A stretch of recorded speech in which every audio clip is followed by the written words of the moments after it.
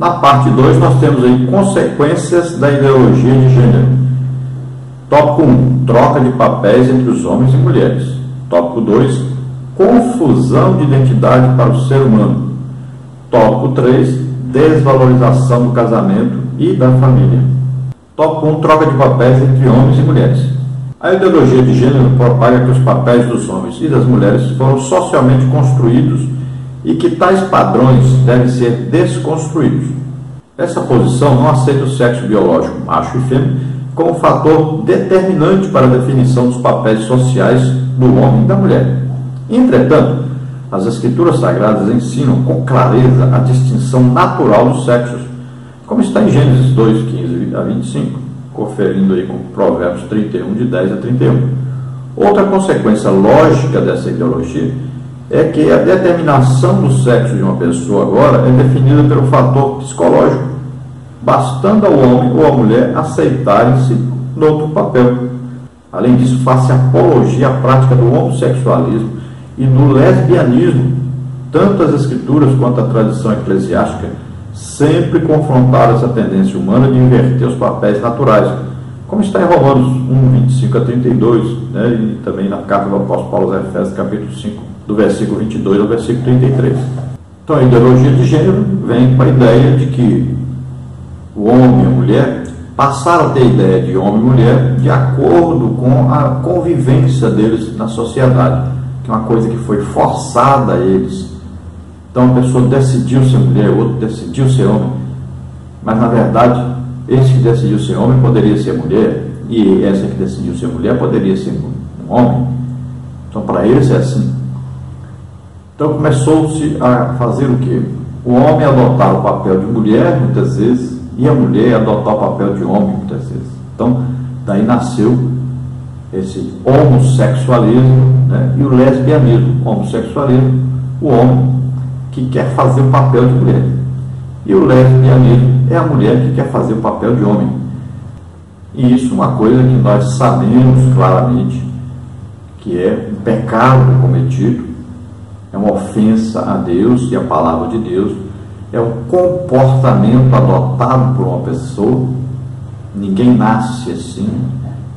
Deus criou macho e fêmea, criou o macho para ser macho, criou a fêmea para ser fêmea, mas as pessoas querem burlar isso, a pessoa quer então ser contrário à verdade, à sua própria natureza. Então a pessoa vive sofrendo, vive oprimida devido a ele ter adotado uma coisa que ele sabe lá no seu íntimo que é contra a sua natureza.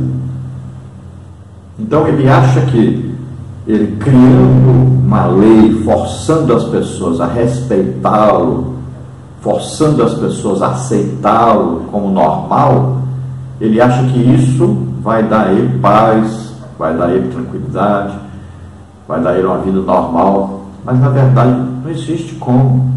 Ele vai ficar a vida inteira lutando contra a sua própria natureza. Deus não criou o homem para ser mulher, não criou a mulher para ser homem. Então ele vai ficar a vida inteira sofrendo, a vida inteira sendo oprimido por ele mesmo, na verdade. Porque existem leis regulamentando, dizendo que ninguém pode ser aí descriminalizado, ninguém pode ser perseguido devido à sua religião, ou devido ao seu sexo, nada disso.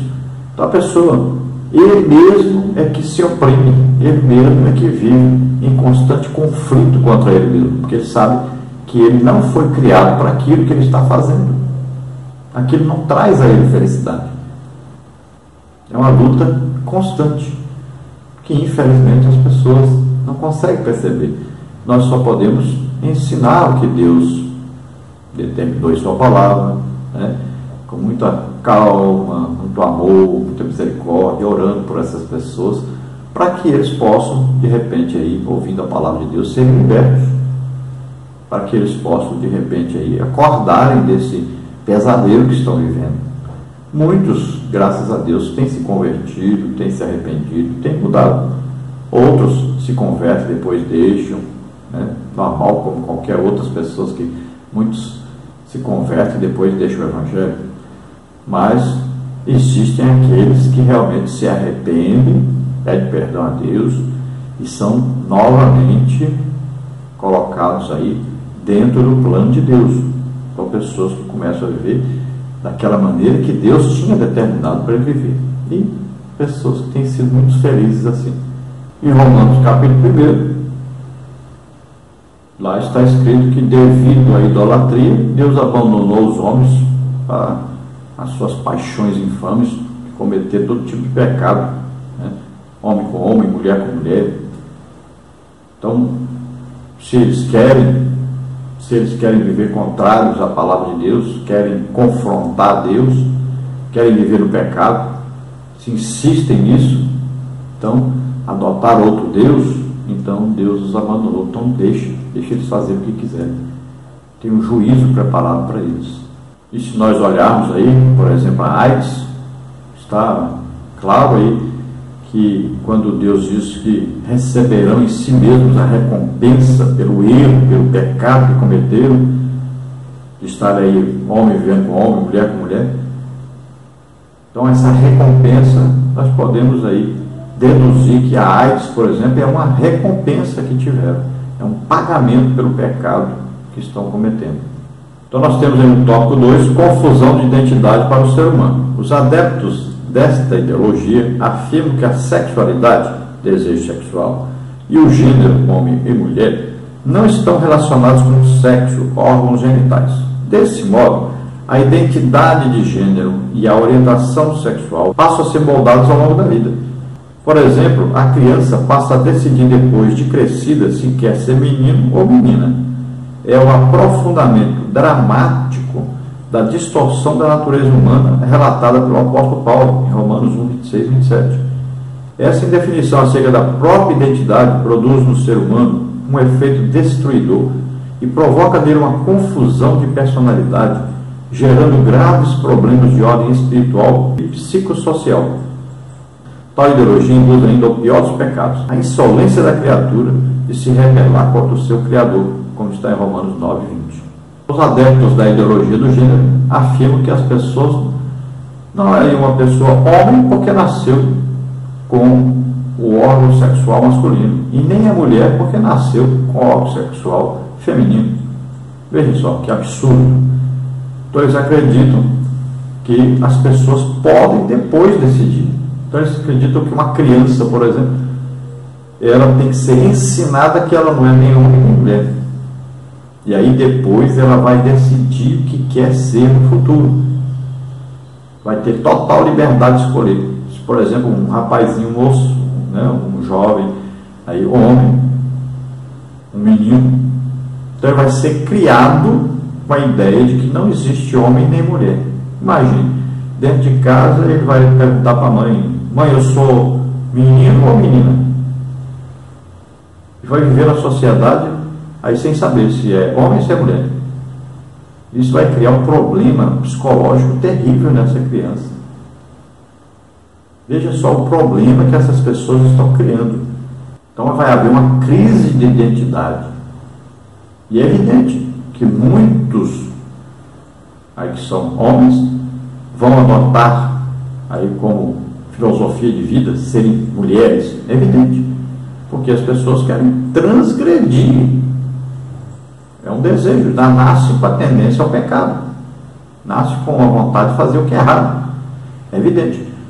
Só de haver essas propagandas aí, só de haver tanta confusão no Brasil que houve aí com os homossexuais, o que aconteceu? Muitas pessoas passaram a ser homossexuais, que descobriram que eles poderiam forçar as pessoas a respeitá-los, a aceitá-los, a apoiá-los ainda por cima.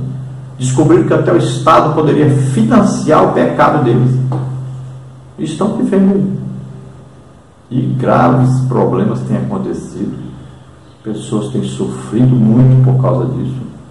Mas foi um erro total aí de autoridades, de canais de TV, de jornalistas, de pessoas famosas, aí, atrizes, atores, né, empresários, que foram apoiar isso, e hoje o país está enfrentando uma grave situação. Muitas famílias foram destruídas por causa disso. E isso é uma característica da rebeldia do ser humano contra Deus. No tópico 3, desvalorização do casamento e da família. Então a ideia é de que o desaparecimento dos papéis ligados ao sexo provoca um impacto deletério sobre a família.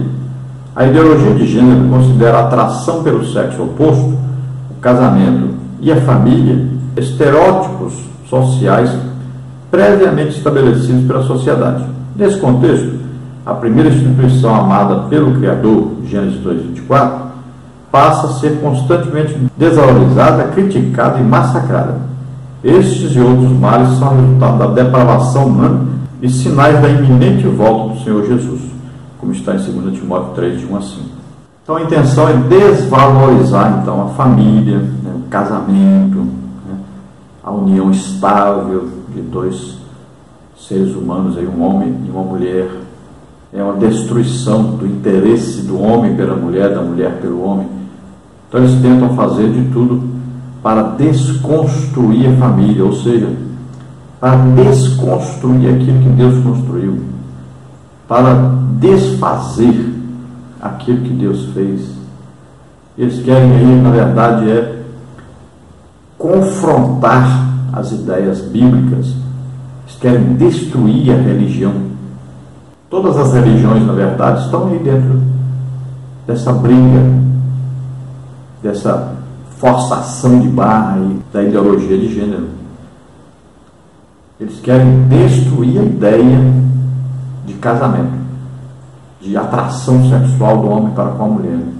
Eles querem aí desmanchar tudo o que Deus colocou para que o homem seguisse. Eles querem burlar isso. É uma ideia realmente maligna.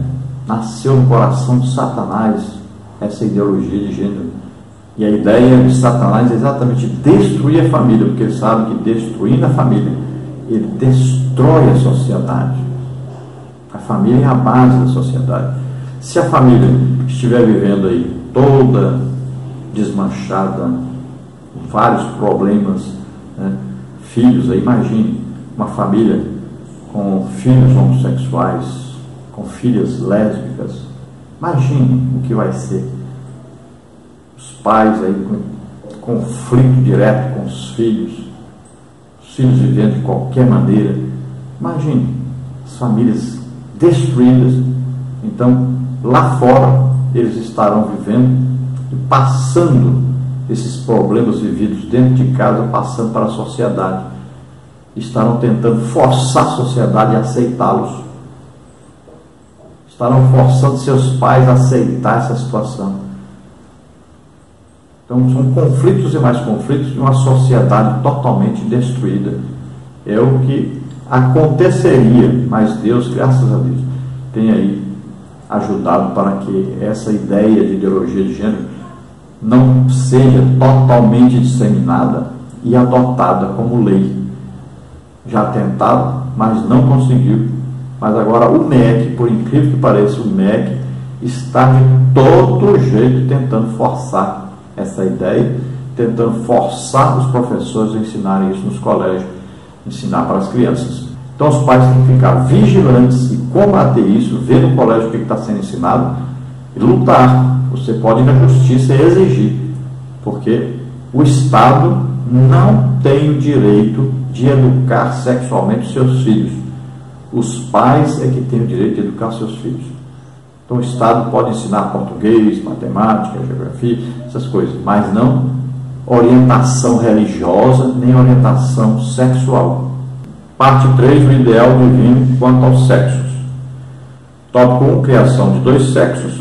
Tópico 2, casamento monogâmico e heterossexual. E no tópico 3, educação dos filhos com distinção dos sexos.